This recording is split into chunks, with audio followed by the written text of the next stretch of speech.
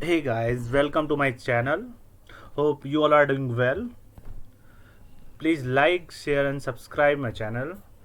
So आज मैं आपको बताने वाला हूँ कि इनकम टैक्स में सर्कुलर जो आया हुआ है 20 तारीख का, अगर आप यहाँ पे देखेंगे 20 तारीख का एक सर्कुलर आया है, ये देखें।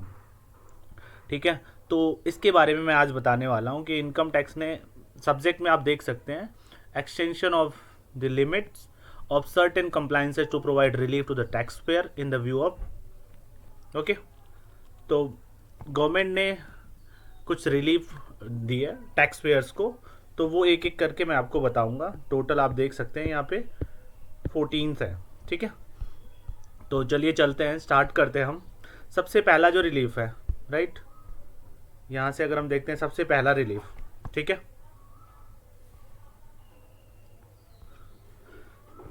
सबसे पहला relief statement of financial transaction SFT. जो लास्ट ईयर की एसएफटी होती है, एसएफटी कुछ ऐसे ट्रांजेक्शन्स होते हैं जिस पे गवर्नमेंट्स की नज़र रहती है, तो उसकी डिटेल्स हमें सबमिट करनी होती है नेक्स्ट ईयर 31 मई को। ये आप देखेंगे बिफोर 31 मई। ठीक है, बट गवर्नमेंट ने क्या करी है, उसकी डेट बढ़ाकर 30 जून कर दी गई है। ठीक है, सबसे पहला तो ये हो गया। अब हम दूसरे पे चलते हैं। सेकंड है, अगर आप सेकंड देखेंगे तो यहाँ पे सेकंड लिखा हो the statement of the reportable account for the calendar year 20। ठीक है, तो जो स्टेटमेंट है, रिपोर्टेबल अकाउंट की स्टेटमेंट जाती थी वो 31 मई के अंदर जाती थी पहले पहले, उसको भी बढ़ा के 30 जून कर दी गई है। अगर आपको इसकी डिटेल में इंफॉर्मेशन चाहिए रिपोर्टेबल अकाउंट की, तो आप कमेंट में लिखें, हम प्रोवाइड करेंगे आपको। ठीक है, नेक्स्ट है the statement of the deduction of the tax for the last quarter of the financial year 2021। ये है टीडीएस, जो हम लास्ट 2020-21 के लास्ट क्वार्टर की डेट होती है टैक्स डिडक्शन की, उसकी फर्निशिंग, रिटर्न फर्निशिंग करने के टाइम होता है 31 मई। लास्ट ईयर का मतलब जनवरी 2021 से लेके मार्च 2021 तक की जो भी ट्रांजेक्शन्स की डिटेल्स होती है, जो भी हम टैक्स काटते हैं, उसको हमें फाइल करना होता है 31 मई से पहले पहले। तो गवर्नमेंट ने क्या करा है, उसे भी 30 जून कर दिया, एक महीने का एक्सटेंशन दे दिया उसे। ठीक है, नेक्स्ट अब हम चलते हैं fourth, the certificate of tax deducted at source in form 16। 2018 में एक सर्कुलर आया था कि जितने भी डिडक्टर्स हैं उनको फॉर्म 16 नेक्स्ट ईयर के 15 जून के अंदर डिडक्टी को देना है, जिसका उन्होंने टैक्स काटा था उन्हें देना होता है हर साल।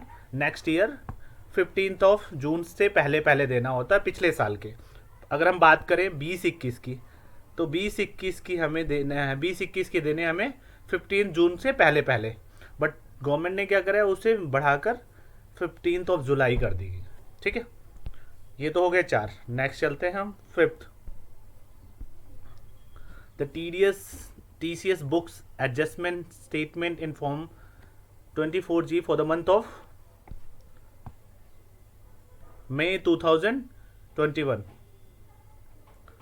ये कह रहे कि जो टीडीएस और टीसीएस की एडजस्टमेंट होती है वो मई की, उसकी लास्ट डेट होती है 15 जून, राइट।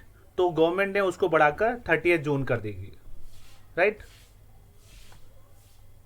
नेक्स्ट चलते हम सिक्स में, the statement of deduction of the tax for contribution paid by trustee of an approved superannuation fund. अगर कोई ट्रस्टी है, उसने टैक्स पे करा है, टैक्स काट, उसने टीडीएस पे करा है, राइट, अप्रूव सुपर एन्युएशन फंड में। ठीक है, तो उसे क्या करना होता है, लास्ट ईयर की फाइनेंशियल ईयर 2021 की, ठीक है, सुपर एन्युएशन फंड में अगर उसने टैक्स पे करा है, तो उसको क्या करना होता है, 31 मई से पहले पहले डिटेल शेयर करनी होती है। तो वो अब बढ़ा के 30 जून 2021 कर दी गई है।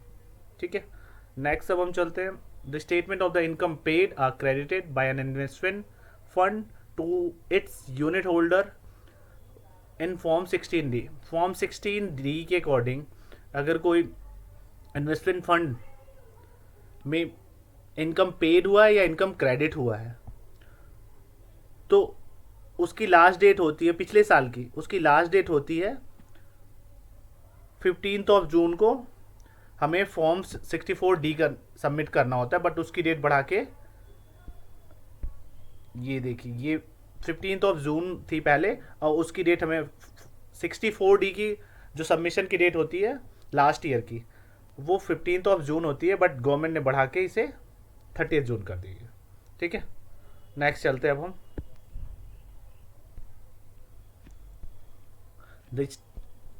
The statement of the income paid और क्रेडिटेड, ये सेम ही है, इसमें फॉर्म नंबर 64C जाते हैं।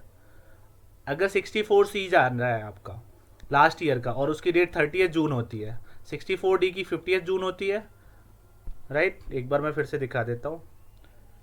64D की होती है 50 जून, उसको 30 जून कर दी गई है। 64C की है होती है 30 जून, उसको 30 जून होती है, और उसको बढ़ा के हमने, गवर्नमेंट ने उसको बढ़ा के 15 जुलाई कर दी है। ठीक है, 15 दिन इसमें भी बढ़ा दिया और 15 दिन उसमें भी बढ़ा दिया। मैं दिखाता हूँ, 15 जून से 30 जून, और इसे 30 जून से 15 जुलाई कर दिया। ठीक है, अब नेक्स्ट चलते हैं हम 9th पे। The due date of the furnishing income tax return of income for the assessment year 21-22।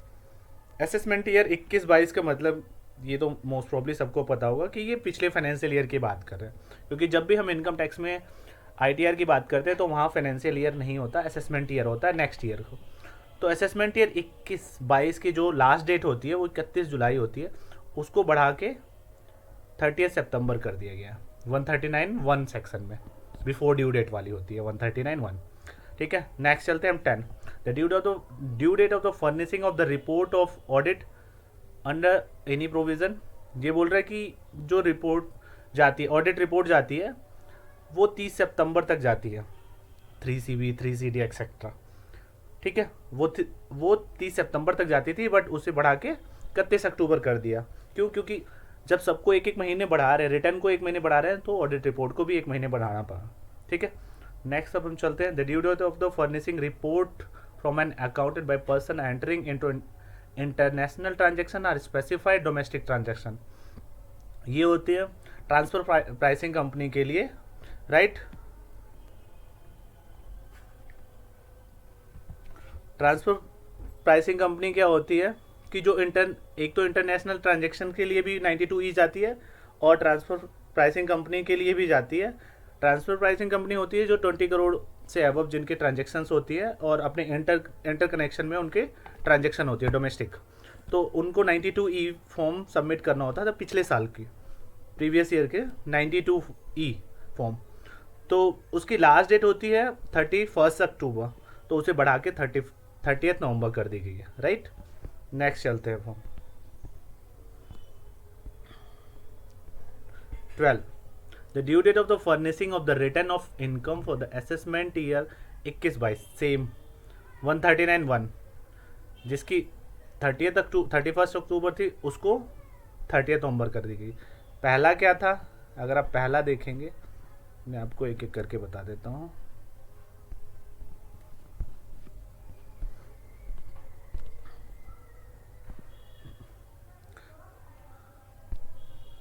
ये हो गया पहला, जिसकी 30 जुलाई थी, उसको उठा के कर दी 31 जुलाई, सॉरी 31 जुलाई, उसको 30 सितंबर कर दी, और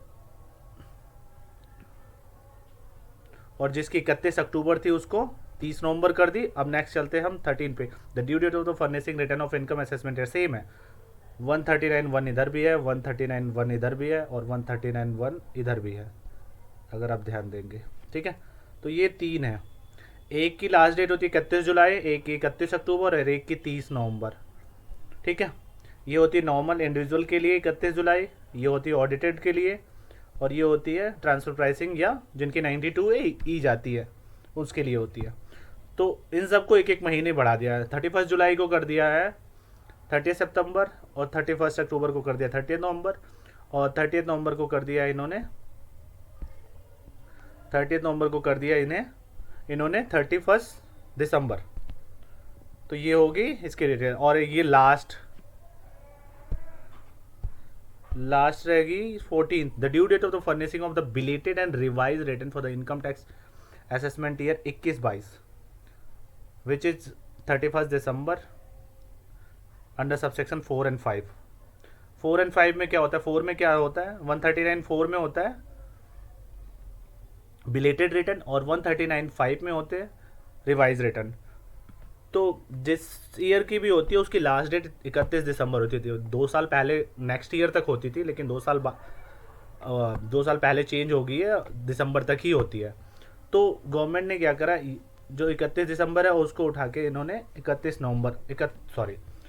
जनवरी 2022 कर दिया, क्योंकि सारे रिटर्न एक एक महीने बढ़ी है। तो रिवाइज रिटर्न और बिलेटेड रिटर्न को भी 31 नवंबर तक में कर दी गई है। ठीक है, 31 जनवरी 2022 में कर दी गई है। ठीक है, तो होप सो मैंने आपको सारी डिटेल्स एक एक करके बता दी है। और इसकी मैंने एक सेपरेट डेटा बनाया हुआ, वो भी देख लेते हैं हम। उसमें आप आराम से समझ जाओगे। वो भी आपको वीडियो में डिस्क्रिप्शन में आपको उसका लिंक मिल जाएगा। ये मैंने बनाया है, इसका लिंक आपको डिस्क्रिप्शन में मिल जाएगा। पीडीएफ फाइल आप डाउनलोड कर सकते हैं वहाँ से आप डाउनलोड करके या प्रिंट आउट निकाल के आप रख सकते हैं, आपको डिटेल पूरी मिल जाएगी। ये शॉर्ट में बनाया गया। ठीक है, आप देख सकते हैं एसएफटी की ये पूरी डिटेल है। फाइनेंशियल ईयर है यहाँ पे अगर आप देखेंगे तो फाइनेंशियल ईयर है। ठीक है,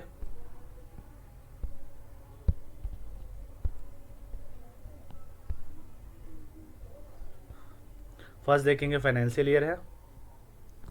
यहाँ पे इस फाइनेंशियल ईयर में क्या चेंजेज हुए हैं ये सब एक एक करके, अगर नहीं समझ में आया, ये देखो मैंने 9, 12 और 13 इन सबको अलग अलग करा है। जिसकी 31 जुलाई थी उसकी 30 सितंबर हो गई है, राइट।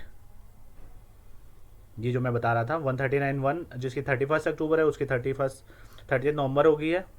और जिसकी 30 नवंबर थी उसकी 31 दिसंबर हो गई है। ठीक है, तो जुलाई वाले की हो गई सितंबर, और अक्टूबर वाले की होगी नवंबर, और नवंबर वाले की होगी दिसंबर। जुलाई वाले को 2 महीने का टाइम मिला है। ठीक है, तो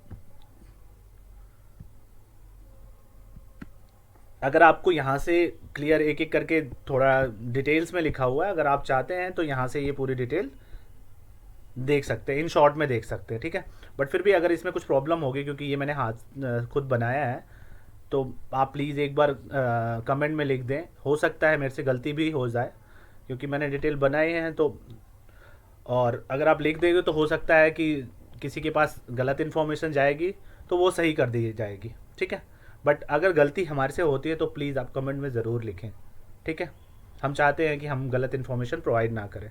ठीक है, होप सो जो भी मैंने इन्फॉर्मेशन दी होगी वो आपको समझ में आ गई होगी, बट फिर भी अगर नहीं समझ में आई तो प्लीज़ आप कमेंट में लिखें। एंड गाइज प्लीज़, अगर आप अपडेट रहना चाहते हैं तो सब्सक्राइब करें और बेल आइकन ज़रूर दबाएं, क्योंकि बेल आइकन जब आप दबाते हैं, प्रेस करते हैं, तो आपको अपडेट एट अ टाइम मिलते हैं। ठीक है, ओके, थैंक यू।